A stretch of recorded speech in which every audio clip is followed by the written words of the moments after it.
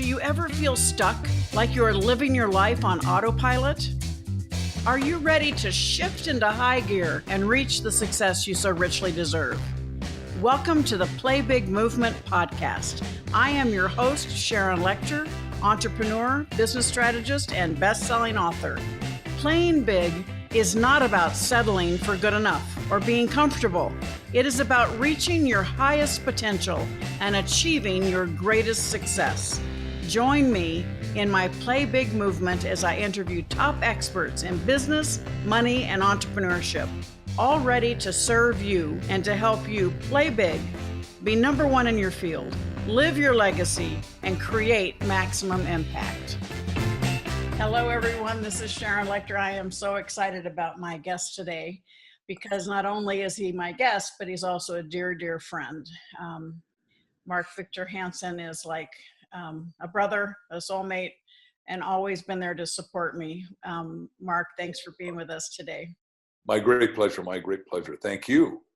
And for those of you, I'm sure you all know him, and you certainly know he's a living legend from a standpoint of the impact that he's had on the world. I don't even know the latest number, hundreds of millions of books of chicken soup for the soul around the world in many, many languages. And he's the one that created that, and he did it because he played big. And so as we talk about the Play Big Movement podcast, the first guest I could think of for this would be Mark Victor Hansen, because even having that incredible publishing success, he went on to start doing mega seminars, of course, big, of course, mega book, mega speaking. And then most recently, he's actually decided in the last few years that he's gonna go even deeper into making the world a better place, getting into energy through natural power, been all over the world, China, and you know his resume is longer than mine, if that's even hard to imagine, but he's incredible, made a huge impact and continues, and has always been a huge supporter and fan of mine, and we both have been dedicated to supporting kids and financial literacy. And those of you who I've shared my story about when I made the decision to walk away from Rich Dad, it was Mark Victor Hansen who called me one day when I was kind of blue and just absolutely put love and light into my heart, and really supported me at a very difficult time. So Mark, thanks for being with me today, and I'm so appreciative. We're so happy to have you back in Arizona. Yes, I listen, I love living here. It is spectacularly beautiful out right now today as we're doing this. It is, absolutely. So the Play Big movement is, as Mark knows very well, I lost my son a few years ago and kind of put myself in a kind of a holding pattern. And I've decided, kind of got a few messages from him, I think, saying, kicking me in the you-know-what, telling me to get back into the game. And so I want to support all of you that are watching and listening to this, the fact that we want you to play big. And we talk about the Play Big movement as being number one in your field. Certainly Mark is. Living your legacy, Mark is doing that, and creating maximum impact. So there's no better example of the Play Big movement than Mark Victor Hansen. In addition, I should have mentioned, of course, because I know he's so proud of it, I think it was in 2000, you got the Horatio Alger Award, which is really an incredible small group of people who are self-made and have created impact. So it's just an honor to know him, and he was just with me at a fundraiser for Child Help, so his heart is with that organization as well. And his lovely bride, Crystal Dwyer Hansen, is an incredible woman that I dare and cherish, and happy to have them as close personal friends. Is she in there with you? You want to just step behind and say hello to everybody on the podcast? She said she's on the call. She'll be back later before this over, probably. So here, so everybody can see what she looks like there. She's yes, beautiful, absolutely gorgeous. Yeah, she's a stunner. But she's more wise even than she is beautiful, and she's absolutely beautiful. So I'm very. I wrote down 200. Talk about thinking big. I wrote a book called The Miracles in You, and I wrote the 267 things I had to have in my ideal second wife, because my first wife didn't work out so well. So, like we had to have the same values, spiritual belief. She had to have her own money. I don't want anyone marrying me for my wallet, or you have that do any of you have that experience. So, you know, and I never told her that. And she was 267 out of 267, where I say, when you set a goal, you don't cross out, I got the milk, the eggs, butter. You write down victory. And, you know, obviously, and right before we got married, I'll just do a bonus back to Sharon and her beloved husband, who we love a lot, Mike. They were kind enough to invite us to their ranch, and we just had a glorious weekend. And then it was such a good time. After we're done, they burned down the bar. They didn't. It got burned down. It was just too good to even believe that something like that could happen. Yeah, it was a pretty scary thing. And actually, we were there for New Year's Eve, I believe it was. We were Yep, we celebrating. danced all night until 2 or 3 in the morning, whatever that was. Yep. And then it was January 12th, which was actually my birthday, just a week or so later, that the barn called Antlers, the bar just burned right to the ground. So it was kind of a sad thing, but we partied hardy though. Yep, we had a good time. It was fun. But so, Mark, I want the opportunity for the people watching and listening to it. Of course, they are all aware of Chicken Soup, and you, of all people, could have sat back and rested on your laurels. You have enough money, you never have to work again. And yet you have such incredible passion for making the world a better place. Talk a little bit about, you know, when I say the Play Big movement, what it means to you, and then share a little bit about what you're doing as it relates to energy right now. Oh, good. There's 3 questions there, but first of all, I want all of you to play big. As long as you're going to think, you might as well think big. And obviously, Sharon and I are in the self-help action writing zone, and you know, obviously, I've written 307 bestsellers. We've sold 500 million books, 500 million. Guinness Book of Records says I'm the world's best-selling author. I've written more than any of my colleagues. I've written with great people, everyone from Jack Canfield to Bob Allen to Art Linkletter, who the guy most of you are the younger that are listening. He created Hula Hoop, made $2 billion. Most of you wouldn't know who he is, but he did 3 TV shows and went from ABC to NBC to CBS. That'll never happen again because now there are like 500 stations or 5,000, whatever the number is, thanks to YouTube. Anyhow, and by the way, there's your thinking big. As for thinking big, we have to now because we're in a technology time. We've come into what I call, we've gone through the industrial age. We went through a lot of different ages, but the age we're in now matters, as it's an exponential age. And I only invest in exponential businesses, and I can talk about that in a minute. But when I was in Silicon Valley recently talking the 20 smartest guys in Silicon Valley, I am not a Silicon Valley guy. As she said, I live here in Scottsdale, Arizona. But I was told I was the best speaker there because those guys are all brilliant, brilliant, brilliant. But the one that I want to tell you about that's exponential is Dr. Ray Kurzweil. You all know him as the guy who runs Google X, but before that he created nanotechnology. And you all saw the movie he did called Honey, I Shrunk the Kids, right? You saw that, right? Mm-hmm. And what a nanobot is created because when I was getting my doctorate, I was with Bucky Fuller, and Bucky Fuller created a geometry, which I'm a master of, called energetic geometry, or synergetics nowadays. But he created nano tubes and all that out of his geometry, which is great. But here's the exponential thing. Now that I've overdosed you all, is that if you take steps, 30 steps, 1 to 30, linearly, that's 30. Exponential is 2, 4, 8, 16. By the time $1 hits 30 permutations, revolutions, it is $1 billion. This has never happened in history before. That's why America, the number I give you out of Forbes, I think is like we got 4,000 billionaires, now billions, 1,000 million. And now we have 5 companies this year in America only that'll be trillion. That's a trillion is 1,000 billion, and a billion's 1,000 million. And that's going to be, and the 2 that are fighting right now, who's going to get there first, are Amazon and Apple. I personally think Amazon will, but you got Apple, you got behind that, you got Facebook, you got NVIDIA, you got a few others.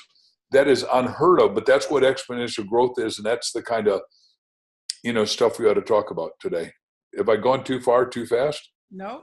I think we can all catch up and stay with you, because that's what it's all about, is thinking bigger and allowing yourself to realize not only, part of it is a lot of people watching and listening, Mark, I think one of the biggest obstacles they have is that lack of self-confidence. They don't feel like they have the right to think bigger. And we need to, explode that myth and talk about the things that, one person can truly make a difference. Look at what, the impact that you've had. And it's amazing when people take that first step and they realize they can have a positive impact, it makes that second, third, fourth step a lot easier.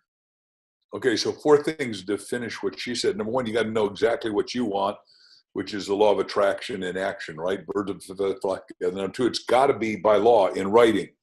I mean, Old Testament said, write a thing, make it clear, it'll be established on you. Christ said, pray as though you've got it and you'll have it. I'm shortening the syntax just because there's so much copy that you should know.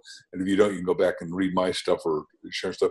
Third thing is you got to do it. She's saying you got 1 and 1 equals 11. Like, you got a mastermind, you got a dream team. Mastermind, Andrew Carnegie created it, and she just made a movie about Andrew Carnegie, and I saw the original footage, and they've asked me if I want to do something with it, and we may pull that off. I got to talk to her afterward. But what he says, you create a third new invisible mind, and that's what my teacher, Bucky Fuller, would have said was called synergy effect. The behavior of the group is unpredictable by the parts or subassemblies. The point is, when Jack and I got together, we both sold a lot of books. Jack had sold 470,000 books is a number I remember on how to build self-esteem in the classroom, and which is what she's talking about, self-confidence. And self-confidence is inside out, not outside in. But if you have a mastermind partner, and by the way, if you don't, all you've got to do is believe that Sharon and I want more for you than you want for you, and you can go have it if you write it down. But what I teach different than anyone else that I know of is I got to write down too many goals, and I got over 7,000 in writing. I mean, and I've hit like 1,687. I was a couple of days ago. So like, I want to be world's best-selling author, and I wanted to speak around the world, and I wanted to get paid this amount of money. And, I wanted to marry that crystal and all kinds of cool stuff. So, and then I want to make my goal during a lifetime, because I was with Paul Meyer, is that what do you want to do in your charitable life? And I've got a gigantic number written down, but that means I got to make a lot, because some people say, well, you're rich, you ought to come free. And I told somebody today, I believe in free speech to articulate it, but I do not believe in free speech that I spend my life building my relationship capital and you guys take all the money. And I'm getting hired, just so you're clear, I'm going to Vietnam in August, and we're talking all over the place because I believe capitalism is the way out of communism. So they've read my book, 1 Minute Millionaire and Cash and Flash and Richest Kids in America. And I got 7 money books. Like, my dear friend Sharon has lots of money books, and she's endorsed mine. I've endorsed hers, but we got to get everybody to have fundamental abundance. That's the spiritual law. It's the oldest spiritual writing ever. The first line in the Indian writing Upanishad says, "Out of abundance, he or she took abundance, and still abundance remained." And once in a while, my critics in an audience will say, "Well, that's not Christian." Yeah, Christ said, "I have come that you might have life and have more abundantly." The point is, you take a breath, you give a breath. That's the point. It's a reciprocity system. And I think when you realize the better you do, the more you can give. And that's one of the things, the philosophy you and I both believe in is, and just like you said, we live in a free country with free speech and free markets and free enterprise. But that free enterprise allows you to make enough so you can do enough and continue doing good work. So, again, it's not money that's evil, it's the love of money. So exactly. And the first line you said is Andrew Carnegie. I want you all to go to his 2 houses. The one in New York is at 95th and 5th Avenue. It took me 5 years to find it. It's owned by the Smithsonian. It costs you $5 to get in. So you can borrow it from Sharon and then you can go. Anyhow, the first line in the wall, a guy that was supposed to be illiterate on 3rd grade education, they call him the wee Scotsman. Anyhow, is no man or woman gets rich without enriching all others. Well, that's exactly what Sharon just said. And then the second law, which we really love, is that authors are the wealth of the nation. Now, today, I think it'd be the wealth of the world. But remember, when he was coming through, we're talking about 1865, the printing press was still laborious. It was hand-driven. There was no machinery, and a book cost $300. So unfortunately, liberal educators call him a robber baron, and he's anything but. He created, I think the number is 4,782 libraries in America. Then he did the same in Europe.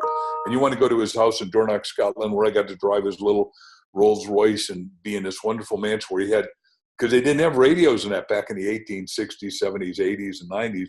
Is that he had an organ player on every floor. It's such a cool idea, because he could afford it. He was, in today's dollars, Andy would be worth $400 billion. And his little Dosette dresses like him, looks like him, talks like him, and has a great Scottish accent. But then he said, "Well, how come you're rich and I'm not? We both read it." I said, No, you got to read it, and then you got to do the thinking in growing rich. You can't just do the thinking. You got to go take the activity to get rich. That's right. We talk about, very, very popular movie and book, The Secret, but I think, and it certainly was fabulous. I know you played a role in that, but we look at Napoleon Hill, who first wrote about the law of attraction in 1919. It was exactly what you just said. You have to think good things for good things to happen, but you also have the opportunity to, be enthusiastic, go the extra mile, actually do the work. You and I can say you're as hardworking as I am, and it's something that I don't call it work when you're enjoying it. You know that it's your mission and your passion, but you don't just sit back and expect things to fall in our lap. I know. Nope. We both work hard. It took a lot to get here. And you asked me about our energy company. So what happened is that 2008, somebody came, one of the four guys who literally really invented the internet, Dr. Bill Ruana. And Bill said, I want to buy your company for a whole lot of money, which he did, and I'm very thankful. And I looked around and I said, well, in graduate school, Bucky said Dr. Buckminster Fuller, Einstein's best student. If you don't know him, he 2,000 major inventions like geodesic domes and Dymaxion cars and rowing needles and 40 major books, and 15 doctorates at Harvard in cosmology, cosmogony, strange stuff. Even the last doctorate was the Charles Eliot, whatever it is, professor of poetry, amazing guy. Anyhow, and he wrote Ventilated Prose. But Bucky said we'd run out of energy right now, and he wrote a book on that called Education Automation. I believed it, so I said I'm going to get in the alternative energy business. Just real quick, if you've never looked at our videos at naturalpowerconcepts.com, Crystal and I were the first to invest in it, starting with $1 million and still putting in more. But we got 248 major patents, everything from, you call them pop-up windmills, but they're called folding blade turbines, being made now by a little company called Caterpillar, which I'm partners with, and they're only a $90 billion company, but they're amazing. And they're doing great stuff. They're the first autonomous cars, and they're doing autonomous vehicles that go into the mountain, so we never have to have anyone die in a mine anymore. Anyhow, they also do the biggest microgrids, which is a business I'm doing, because only half the people in the world have energy and water, which you say, well, what do I care about somebody getting stuck in an elevator? Well, if you're in Africa and Kenya, where I've been, and all over Africa, and you're stuck in an elevator for 6 or 7 hours, you're going to say, whoops, I wish they did have energy. And then you got to have energy to have water, water to have food, food to have abundance. And I'm in all parts of those kind of businesses. So we're in the most exciting time ever in the energy business. Talk about thinking big, is the world's biggest. It's 11, just in the US, it's 11 trillion, spelled with T, dollars a year. But nobody knows about it because up until now, it's been a monopoly. Well, I want to see microgrids, nanogrids, little grids that run electricity, and I think everybody's got to go to solar, because we just, one more line, then I'll let you ask anything you want, but we got to quickly, safely, satisfyingly triple the kilowatts, the energy per person, and get off petrochemicals or coal, because we've only got one little biosphere, and it right now is coughing, and you see that we've had the hottest days here in Arizona. Right now, I know volcanologists are saying that as we do this, we've never had a volcano with 18 holes spewing simultaneously on a big island where I used to own a home, next to Bill Gates, as it was. It just is not, it's not good. The Mother Nature doesn't like what we're doing. Humankind is polluted, but we got to recycle it, clean it up. And the truth is, we have the technology. What we lack a little bit is the political will. Right, the will. Sure, and by the way, you wrote a little book that I got to do the forward to about that. Yep. So we were just in Bali in September, October, and that volcano was going off. So it is. That's right, Indonesia, and it's gone off more this week. It's had more problems. Yeah, it has. So I love Bali. I've been there a few times, and matter of fact, our kids went there on vacation just a short time ago. So it's yeah, we were there, and I think it was like 2 or 3 days after we left it, they closed the airport for about 6 days. So we were able to get home before that. But it's something that you see it, and you realize there's somebody else in control, and we need to do what we can to preserve what we have and support it. So And Mother Nature's always talking. You're exactly correct. And the trouble is that we don't have enough people listening. They say, well, that's Indonesia and it doesn't affect me. That's Hawaii. No. There's one, we live on, Bucky Fuller he created the term Spaceship Earth in 1943. There's one little spaceship called Earth. We're all astronauts on it. We're traveling at 1,000 miles an hour through space. And as far as we can tell, we only got one shot. Now, there may be water elsewhere on other planets in the universe, but the closest planet is 25 light years away. That at the speed of 1,000,000 miles an hour, that is 3,000 years. Now, nobody I'm familiar with or anyone listening on here, even though Ray Kurzweil wrote, if you live long enough, you can live forever. I don't plan on living physically forever. Spiritually, yeah. Well, I know we talk about, for those of you, you've heard Mark reference Buckminster Fuller. If you're not familiar with him, you look him up, because if you talk about playing big, talk about thinking big, there's nobody that thought bigger than Bucky. And I think, Mark, you're probably one of the few people around that really you were his protege, and you learned from him, and incredible insight into so many different aspects of how the world works, and certainly related to the geodesic dome. And he felt that he kind of talked about there being an energy grid around the world, didn't he? Okay, yeah, absolutely. Bucky wanted to do an interconnecting electrical grid, and Bucky, thinking big, he said, let's make the world work for 100% of humanity and make us all physically, and you're in my business, economically successful. Well, how do you do that? Well, you can do it, but it's this stuff. It's thinking, because Bucky had and I did travel with him around the world for 7 years, is that Bucky, because I was a mentor. I mean, remember, my parents were basically illiterate Danish people, blue collar, and all of a sudden I'm one of the first in my family to get a degree, and then I get hooked on Bucky, and I'm on a go-a-decade plan. I don't plan on ever leaving university because of Fuller. And then all of a sudden people said, well, you got to do something else here. And so I did. Anyhow, the point is that Fuller said, we're the first time technologically, starting 40 years ago, that we could take care of everybody. It's never even been a chance. And then the interconnecting electrical network, Bucky created the idea that, you turn on energy at 6 o'clock, let's say in New York, an hour later in the Midwest, an hour later in the Rockies, an hour later here in LA, where I used to live, and then an hour later out in Hawaii. Well, actually, a little later than that in Hawaii, 3 hours later. But the point is, you ought to take that energy, and now we ground volt it, waste it. We waste so much. It's just asinine. And it just, what we need to do is recycle everything, make it clean. And obviously, I own Metamorphosis Energy, which only does commercial solar. So we're doing the big data centers, we're doing the big universities, we're doing the big hospitals, like here in Mayo, and then we back them up with batteries, like 100 megawatt battery, which is big stuff. And then, so it's really exciting. And then we're cleaning up the whole environment. I own 7 companies, but we own a piece of wastewater environmental technology, which is, the President of the United States has said, look, let's make America energy self-sufficient, quit sending $1 billion a day to Saudi Arabia for petrochemical. And we find, all of a sudden, they find the biggest find ever in Permian Basin.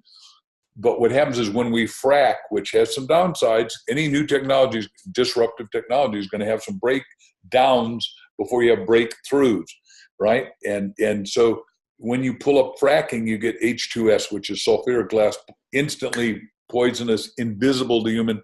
Well, our company, Wastewater Environmental Technology, figured out how to clean that. Well, you say, well, that's nice. You guys are doing that in the oil patch. Well, we are, but we're also doing it here because Sharon and I live in the desert.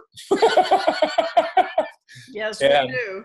We have plenty of water. We got 6 Lake Meads. There's 2 kinds of water: surface water and groundwater.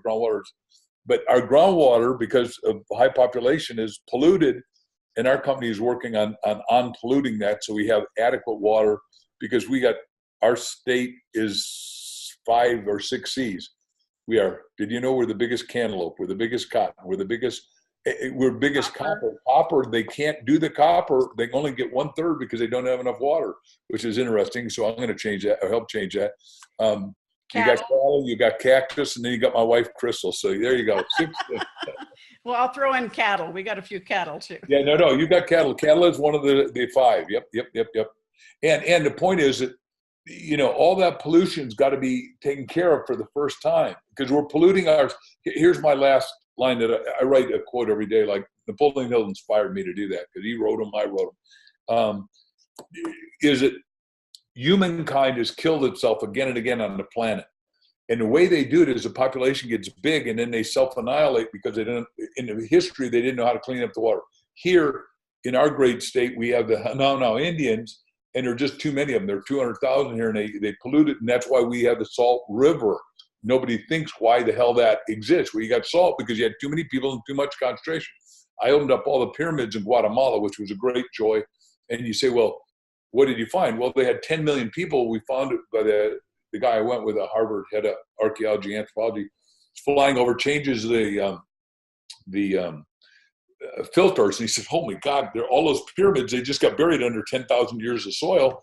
So we went down there and we helicoptered from place to place because we were with a billionaire that said, will you help write this up for National Geographic? I said, oh my God, what an exciting thing. Heck yeah. So, and that's what you're supposed to do. You're supposed to think big so you can do all these cool projects that nobody else can do that the world needs to know. And the Mesoamericans, starting 15,000 years ago, built places that we can't build today. Like I've climbed Machu Picchu, but the pyramids in Guatemala are bigger than the pyramids in Egypt, and we didn't even know they existed unless you'd studied and know to call or something. But I opened up San Bartolo, and you see this artwork of these people really living at a very high level. So, and I know on the History Channel, they say, well, they're aliens that did it. I don't know who did it because we can't move 200,000-pound rocks now. And I hang out with all the engineers at GCU and ASU and MIT, and they're all friends. Not all friends. A lot of them are friends, but they say we don't know how to do that, and they must have levitation because we're talking about bringing rocks up 19,000 feet. Is this interesting, Sharon? Oh, absolutely. But I'm sitting here thinking that people are listening and watching, going, it's so easy for him to say, you're so out of our reach. So I want to let's bring us back down to earth, because I want to go back to the beginning of Chicken Soup for the Soul when you guys first decided to do this. How many rejection letters did you get? We got 144, and our agent, who is back with us again in a different way, fired us. We went to New York with a lovely guy who will go unnamed just because it would be besmirching maybe, but and I'd written a book called Dare to Win, and we went to Berkeley at the time, and they said, well, we'll do it if you do 14 books, Dare to Win, Dare to Lose, Dare to Know God, number 14. And I said, great. And then all of a sudden 3 years later, we're number 1 and number 2, and they had taken it out under Jack's and my name, and Jack just did a little edit. And they said, we're going to sue you if you don't finish this in a month, and we want to take Dare to Ask, and we made it Aladdin, which in the first year sold like 3.6 million. But what you said is more important. Every one of you starts the same, naked, helpless, ignorant. We all start there. The problem is you can't stay there. I'm rereading Napoleon Hill, How to Raise Your Salary, the original interview with Andrew Carnegie. Have you read that? Yes. Yeah. Anyhow, for those of you watching, if you haven't read it, you go to a used bookstore, you go online, you can find it. It was expensive for me to buy it because I got one of the original copies. But the point is, the principle that Andy did, Andy had no money, no education, but he had white hot, burning desire. That's what I had to sell more books than anybody. And I'll take credit for, Jack is a really hard, smart, third in his class genius and Mandarin scholar and, Chinese scholar and all that. But I'm the one who figured out how to set the goals. You got to set outrageous goals if you're going to think big. So we said the first year we'd do $1.5 million, a year and a half. Now, when we set those and we wrote that business plan and 144 people said, hit the road, Jack, I said, it's okay if you let him go, but you like me, I'm nice. But then I said, look, after we do that, we're going to sell 5 million books. Then we're going to sell 10 million books. Then we're going to sell, and the point is, we sold 1.5 million. We sold 1.3 million in a year and a half. So we did what we said, and our publisher made us go way beyond it, almost to a vanity publisher, HCI, which people thought it meant Hansen Canfield International, but it was actually Health Communications International. Peter Vegzo, a guy owned it with a guy named Gary Seidler. When we came in, and Gary saw the benefit of our books and said, well, I'll take it if you buy 20,000 at $6 each, and I'll give you distribution. Well, he never gave us any distribution until we sold the 20,000 and overpaid for the books because he was printing them at like 35 cents each. You can't do that today. But the fact of the matter is, we would have been better off being self-published, probably. But and I hope Peter's not going to watch this, but because he would be uptight. But I can't change that. Anyhow, so everybody starts with nothing. And remember what I said, you got to figure out what you want, and it's got to be in writing. We had written down what I call a wow of a business plan, and people read it, and they threw it away or laughed at it or said, I mean, even Bob Proctor, who I'm very close with and Sharon's close with, said, you know, when you told me you were going to go out and sell 100 million books, he said, I never tried to put down anyone's goals, but I did not believe that that was possible because, you know, he'd written a book, which I wrote the forward to, called Born Rich, or at least one iteration of it, and it endorsed a lot of, Bob and I have owned 2 companies together. I love him. Proctor, if you haven't heard him, is probably the reigning reading genius on Think and Grow Rich. Probably read it 400 or 500 times, whatever the number is, more than me, and I've read it a lot and own it, and as does Sharon. And Bob is the Jewish term is a mensch. He's got together, know he's got together, and his results click, and he's profoundly spiritual. The point is, and he does stuff, and one of the page 36 of the paperback edition, I think, where Rick says, you know, when you write your goal, you got to visualize it basically beginning and end of the day for sure. And that's what I'm rereading these old words of Andy Carnegie, and that's what he said is basically he had a magnificent obsession. He woke up thinking about marketing and manufacturing steel, and he said, I got one other guy. Well, who did he get? He got Charles Schwab. That's the great-great-grandfather of Schwab, the stock guy, who, you know, that's, you know, anybody that's buying their own stock buys from him because it's $4.95 because he brought it available to the masses, which is a brilliant idea. So it is very exciting. So, but I didn't have any money. My parents didn't have any money. I paid my own way through school. And then, you know, I decided to become a speaker. Because I hope I'm not over answering this, but I'll just do it real quick. I'm in New York. I've gone bankrupt building geodesic domes. I tried to be Bucky Fuller in 1973 or 2. And that just, I had to check a book out, How to Go Bankrupt by Yourself, because I went bankrupt so fast because we couldn't get petrochemicals, which could happen again, you know, temporarily. We've got enough here, but we can't. The problem we're having in Permian Basin in Midland, Texas, and in Jail, New Mexico, is that we don't have enough materials here because we let a lot of stuff go to China and we're not making it. And we just we got to go back in business. And all these are opportunities. And I want all of you to become disruptive marketers, figure out, like Sharon said, exactly what do you want? What are you passionate about? What it wakes you up in the morning that you want to beat in your chest and go conquer the world. And then you got to get a mastermind team member that, you know, will listen to you. The power of association. So you want to solve a problem or serve a need, but don't try to do it alone. You can't do it alone. You got to find the right people that are strong where you're weak. And as you know, I often have said this too. I don't know whether I owned it or you own it, but the 1 + 1 is 11 is something that is so true because you bring to the table your education, your background, your experience. But when you combine that with someone else's background, you get exponential results. And when you add a third, it's triple. So you have the opportunity to really create massive change.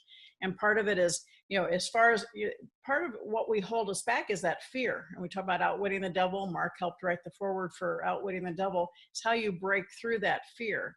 And today, with what's happening in the world, whether no matter what your political beliefs are, there's a tremendous amount of discourse and fear.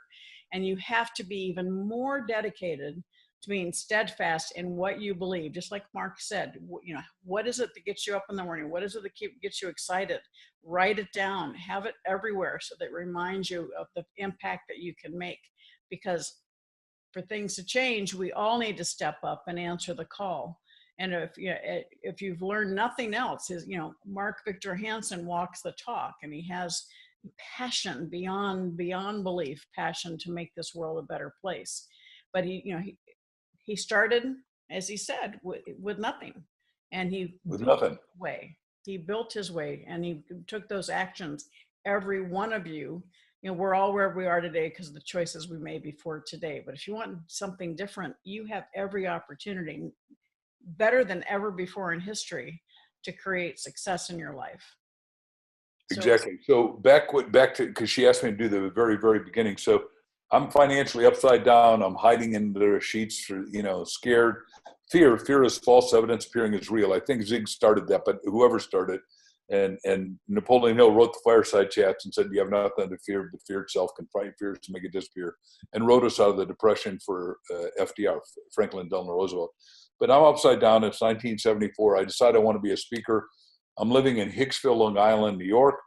I've got 3 or 4 roommates, all men. And I go to breakfast one day and we're all sitting there and I say, any of you know a young speaker that's not a cotton top, white hair, that's not a celebrity, that's not a lawyer, that's not a doctor, that just is out teaching and making money at it? And one of my roommates, a real estate guy, John, said, yeah. Oh man, there's this young guy that was the #1 salesman at Kodak. He's your age, I think, out in Hauppauge, Long Island, New York. It's one of those momentous days that changed my life.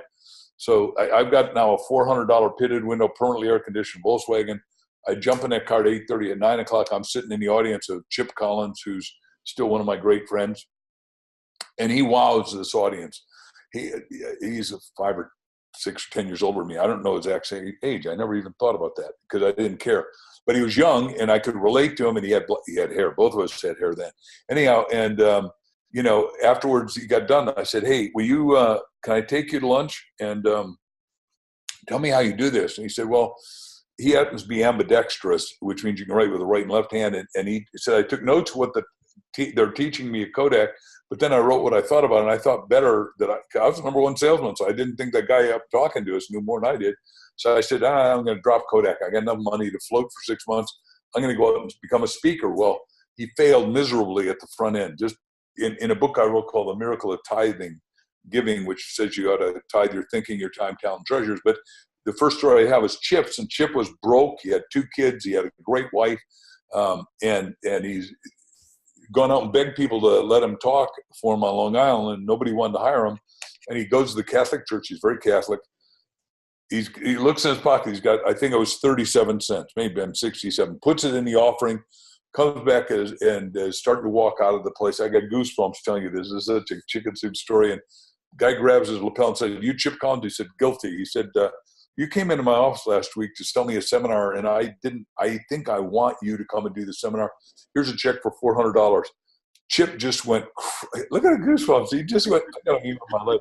It's a true story. I mean, that's how Jack and I know corroboration of truth. And one of the 7 models we did to find chicken soup stories. And Chip just could buy milk for his babies and had courage enough to make it. Because, one of the 13 principles in Think and Grow Rich, you got to have persistence. You got to hang in tough, and you can't know where it's going to make it. I mean, going to a Catholic church is not going to get him a talk, right? And so he told me what to do. He said, you got to stay out of the real estate business and just do the life insurance business, the bottomless pit for motivation. Go to general agents, managers. They're back then we had yellow pages. I know that doesn't exist anymore. But I went through it, and he said they're all corralled. They're all like, McDonald's is always next to a Taco Bell, just because, the kid wants this and mom wants that, anyhow, or whatever. And so, I knocked on the doors. He gave me the 4 questions. He said, by the way, the chance you make is 1 in 1,000. Nobody makes in this business too hard, and you'll give up. But call on 10 people, 1 will say yes. I went out knocking doors because I had nothing else to do. I'm bankrupt and upside down, and this is what I wanted to do, is talk to people that care about things that matter, would make a life-changing difference, and I wanted to become a world's best-selling author. So I knock on 10 doors the first day in Long Island, and I'm in Nassau, the county. There's 2 counties. And the 10th guy is the guy with Metropolitan. I walk in the office, and it's like 6 o'clock at night. I didn't have anything else to do, so I'm just out hustling 8 or 10 hours a day. And I did seminars 4 a day. I started at 6 in the morning, 1 at 10, 1 at 2, and 1 at 6, like this one. And in between I called on. But this first guy I called on that said yes, Chip said, the question is, to close, is, do you want to cut the check or have your secretary cut it? He laughed, he roared. He weighed like 600 pounds. He was big. And he said, I'm a Tony. He said, hey, here, boy, here's the directory. You call everybody. You tell them Tony sent you. Well, man, I was sold. I'm selling 1 in 10. The next day I'm selling 2 in 10. Next day after that, 3 in 10. Pretty soon I'm selling 10 out of 10 because you got to, I knew the concepts of Think and Grow Rich and could execute them, and I made money a couple times in my life. But now I am learning the insurance business. Each guy's giving me the audio tapes from National Association of Life Underwriters. I can name all the names, but the bottom line is we started with little meetings, got to this company meetings. There's 1,800 major insurance companies, and most of you have never heard of any of them, like Guardian. You'll know Metropolitan, you'll know Prudential, you'll know State Farm. There's not one of them that I didn't work for during these years. And I'm still I'm doing a mass meeting here. I ought to invite you to it here in a couple of days with all the richest guys in the whole world for Mass Mutual. It's one of the great companies. There's some really great companies, and that's one of them. And I think I'll do a bonus point here and say what I learned in insurance from old John Savage, the top guy, and I got one of my 10 honorary doctorates. I got it at Savage, University of Toledo. But Savage said you got 4 wheels on the car. The first wheel you got to have is earning money. The second wheel is you got to be saving it. Third, you got to have life insurance. Fourth, you got to have investments. That's the wheels on the car. And you're a CPA. Am I any disagreement with any of that? No, absolutely. That's right. Assets, got to have the assets, got to pay it. And then you have to protect them. Absolutely. Boy, is that true. All of you that have been listening, it's so important for you to listen. All these, so many nuggets. I didn't want to stop you. You were just like sharing. But I want to draw to a simple concept. 10 calls to get 1 yes. Sometimes it's, how many no's does it take to get to a yes? And never giving up, persistent perseverance, and knowing that there's always that next step and that next door of opportunity. But if you're not driving towards it, it's not going to open up for you. And Ross Perot, I always taught his thing about when he left IBM, he was their number 1 salesman, and they wouldn't let him do the next thing that he was clear. He knew what the computer industry had to do. He could see the future. Like I can see the future on energy. That's why we got to get the solar, wind, geothermal, tidal, pulsating waves and all that. And I can talk to that. But Ross called on 80 people, started this company called EDS, Electronic Data System. The 81st person bought $4 million. So it's 80 into 4 million. I'm doing the math in my head now. I'm doing it wrong, correct it. But $50,000 for every time somebody said no.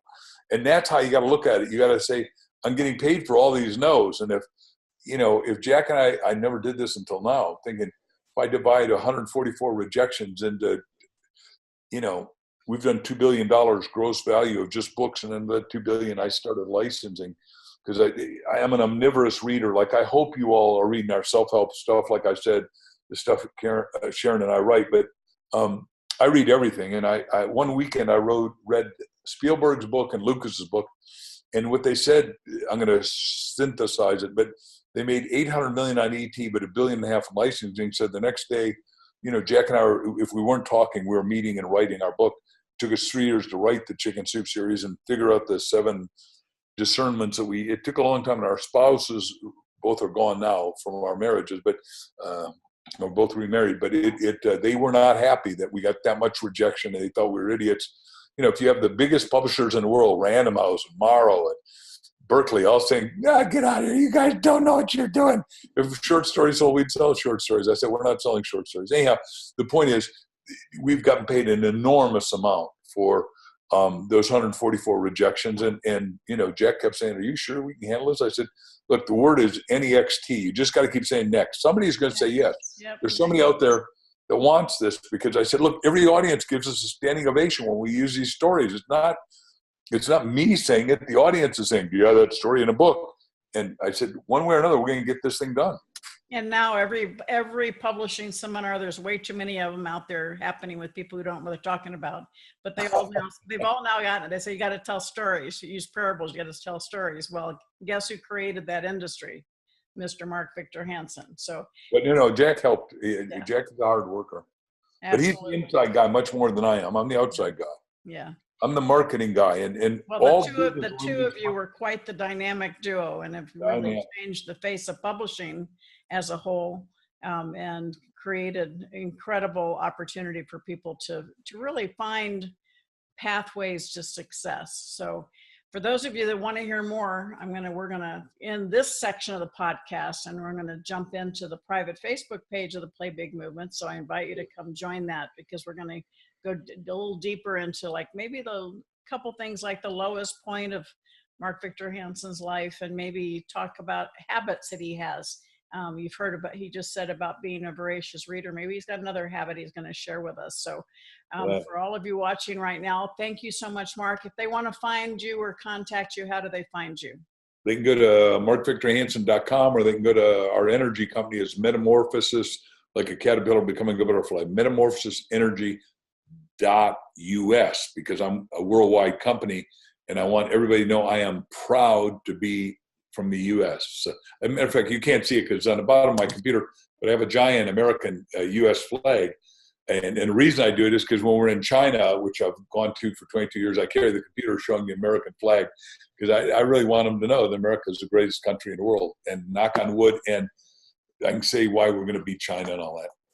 Well, thank you. And yes, both of us are proud Americans and proud of the opportunity. We do live in a land of opportunity, and Yep. free to, as you and I are both huge proponents of free enterprise and free markets. So thank you for the country that we live in and the opportunities that it's provided. So thank you all for watching. And again, come join us. Share this podcast with your networks and your friends, because an incredible gift from Mark for being with us today. And we're going to have him back, and come join us in the private Facebook group, because we're going to start in just a second. We're going to go on to the next section with Mark. While you're doing that, I'm going to step away for 1 minute. Okay. Thank you for listening to this segment of the Play Big Movement podcast. Please subscribe to iTunes and leave us a review, as well as join us in other areas of social media: Twitter, Instagram, and LinkedIn at Sharon Lechter, and for Facebook, author Sharon Lechter. Thank you so much and have a fabulous day.